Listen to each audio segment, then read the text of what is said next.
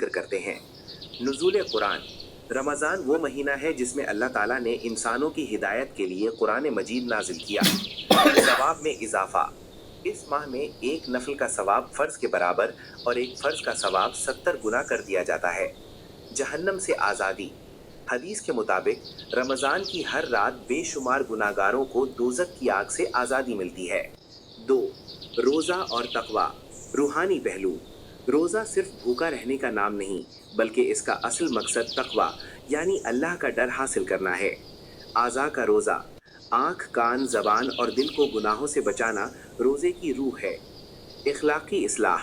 جھوٹ، غیبت اور لڑائی جھگڑے سے پرہیز کرنا روزے کو مکمل بناتا ہے۔ 3. صحت اور غذا۔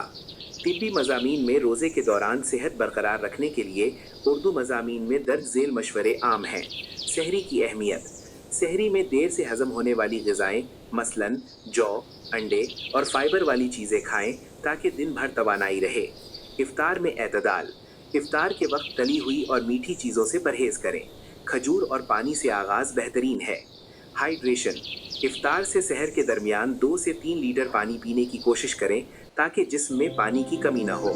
4. رمضان کے مسائل۔ فقہی رہنمائی۔ اس زمرے میں روزے کے احکام بیان کیے جاتے ہیں۔